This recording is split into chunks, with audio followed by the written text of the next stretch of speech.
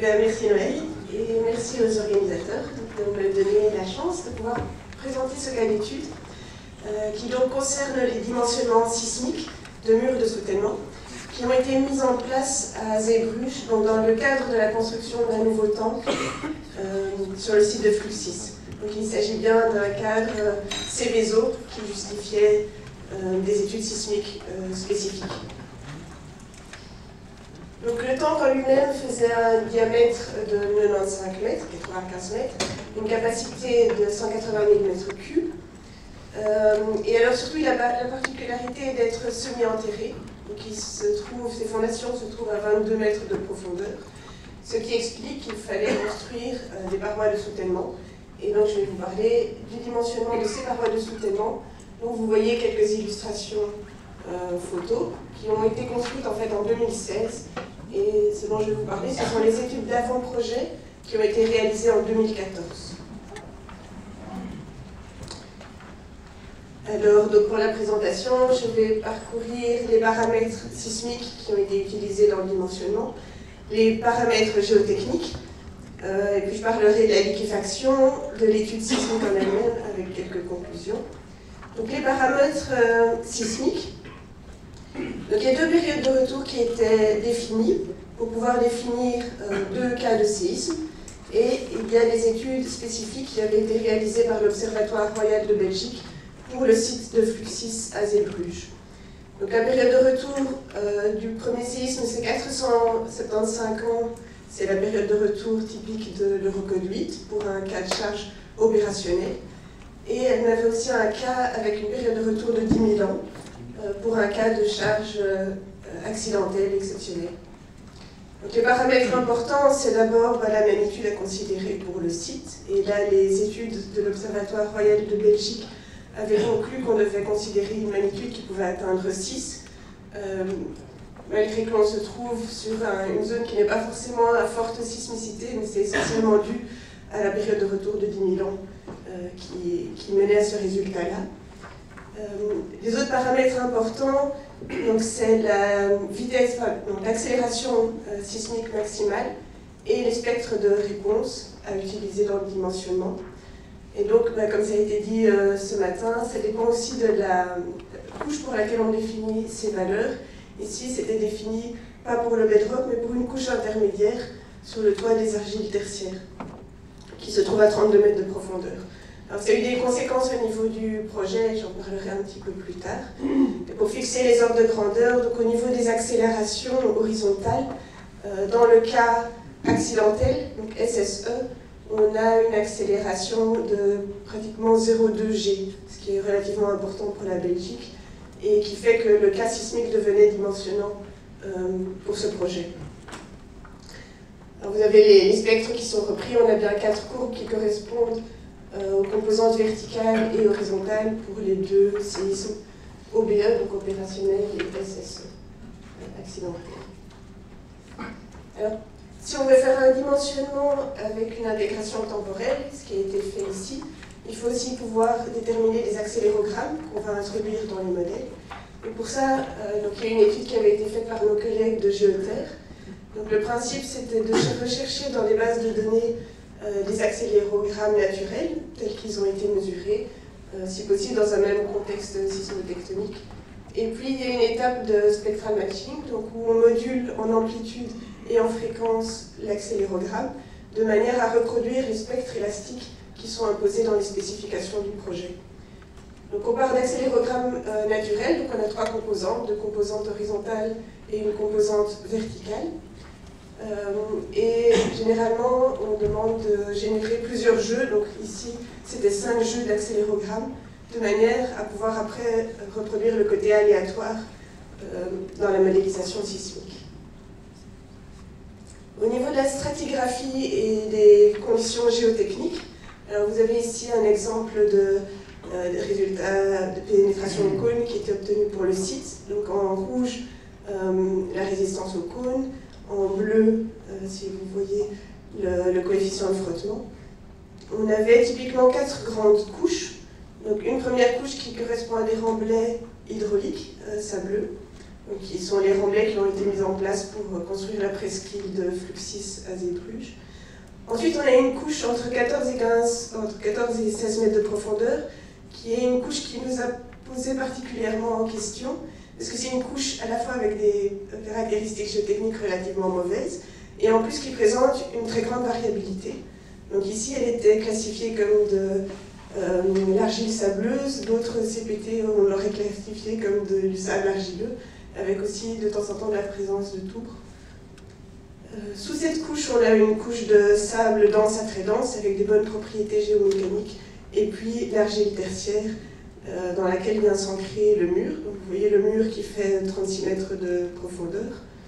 Et alors vous voyez aussi ici la position pour laquelle le séisme était défini, qui se trouve légèrement au-dessus de la base du mur. Et donc c'est là essentiellement que les questions se sont posées par rapport à la modélisation.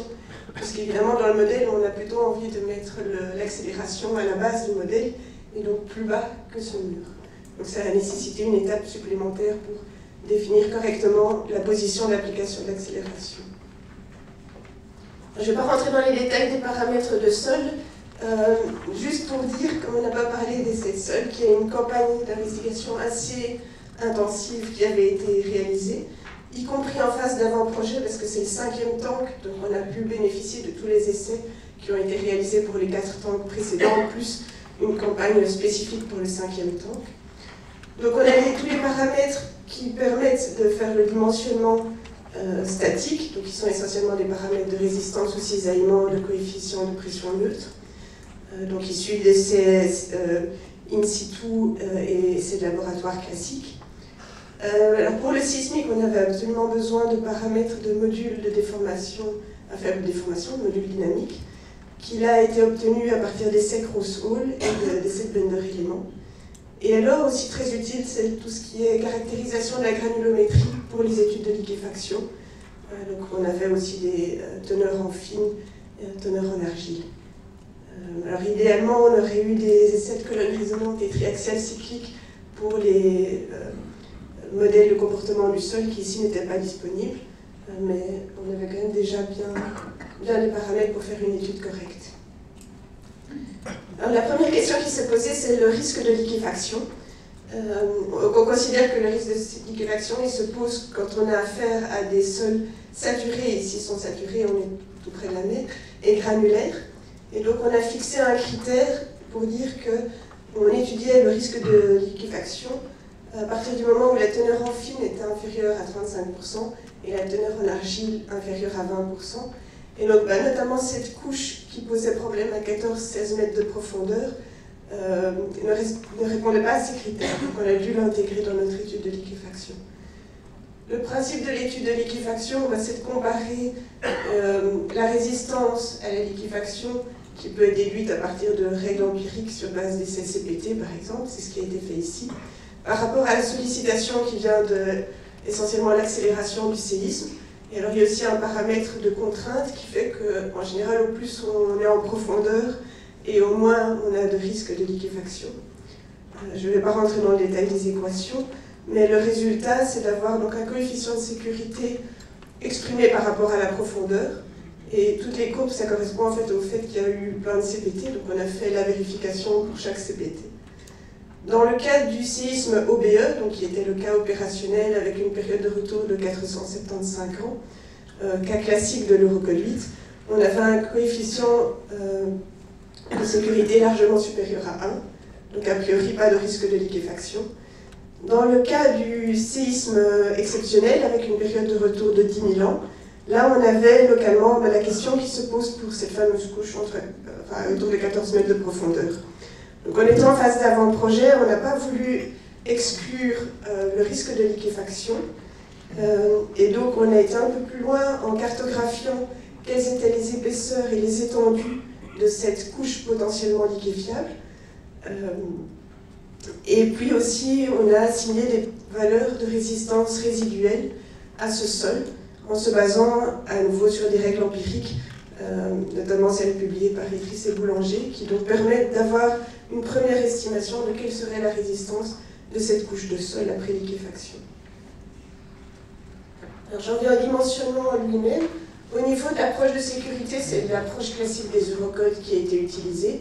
Donc, le cas OBE avec la période de retour de 475 ans, on a utilisé la règle de l'Eurocode 7 au niveau des coefficients de sécurité avec un calcul ULS classique.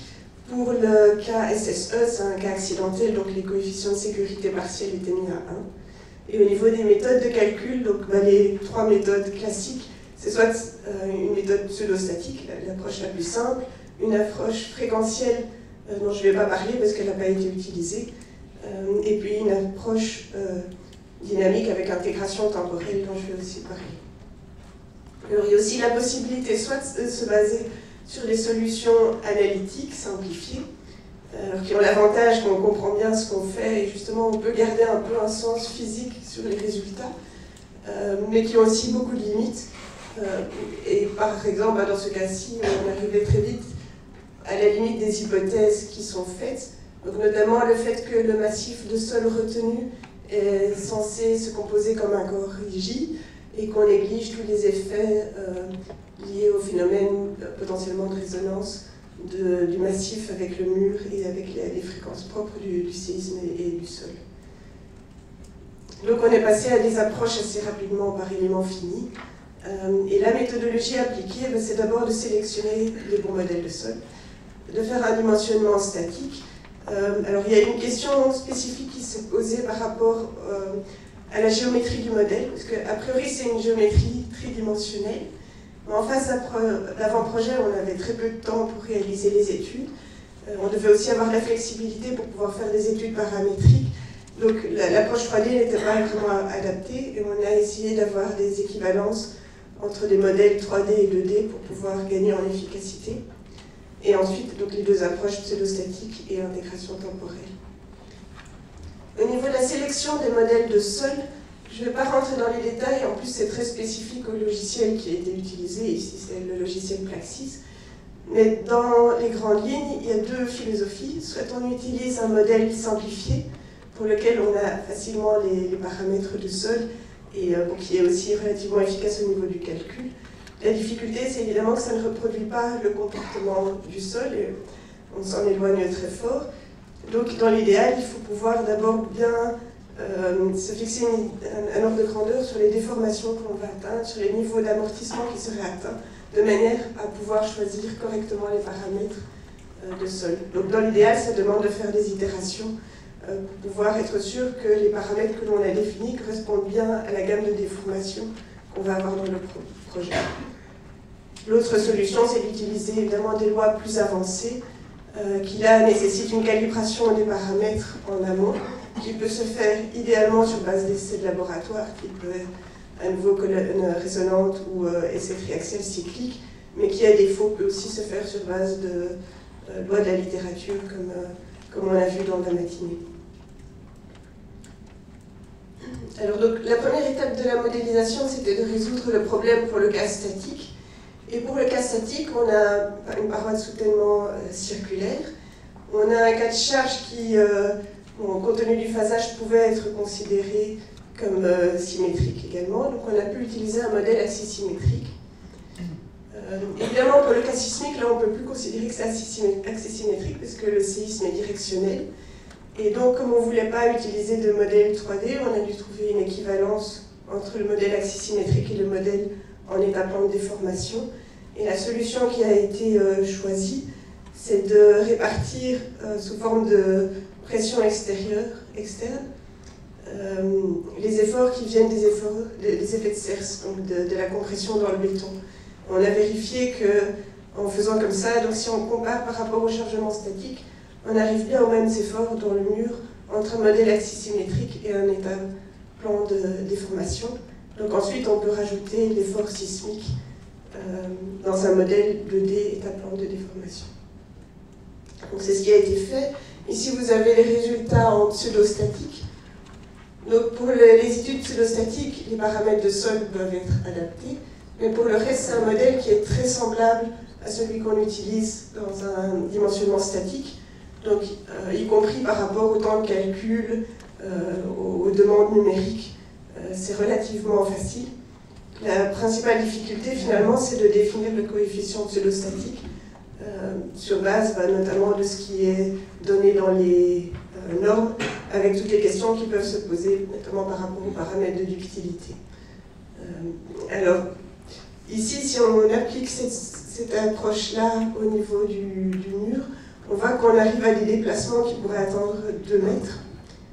Si on applique une méthode avec intégration temporelle, les déplacements auxquels on arrive sont largement inférieurs. On est en dessous de 50 cm de convergence du mur. Donc c'est un mur qui fait 102 mètres de diamètre pour relativiser quand même un peu ces déplacements. Par contre, l'utilisation de ces méthodes nécessite d'abord d'utiliser des méthodes de sol donc, bien adaptées, soit simplifiées mais avec une calibration, itération sur les paramètres, soit des modèles avancés.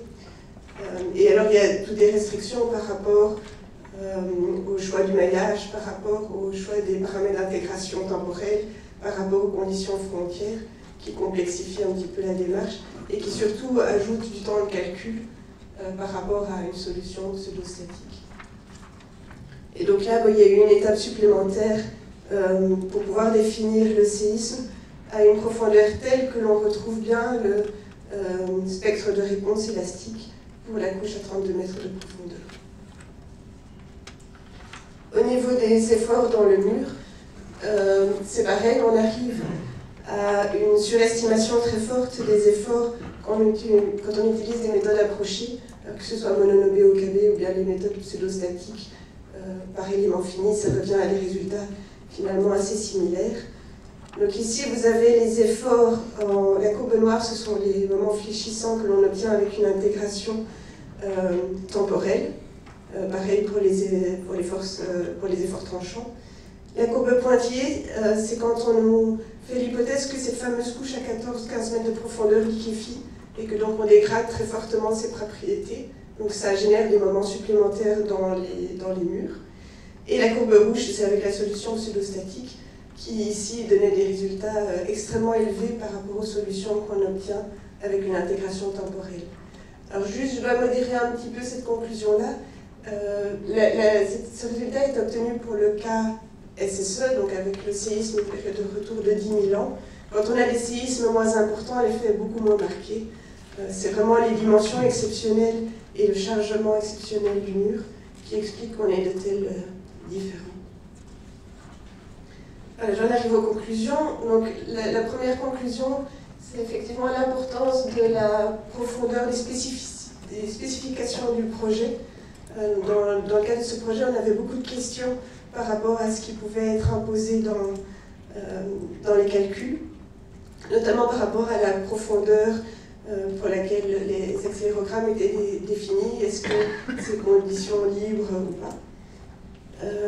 L'importance de considérer la liquéfaction très tôt dans le projet, idéalement avant de définir la campagne d'investigation de sol pour être sûr de bien couvrir toutes les questions et après d'avoir tous les éléments pour pouvoir faire un dimensionnement correct.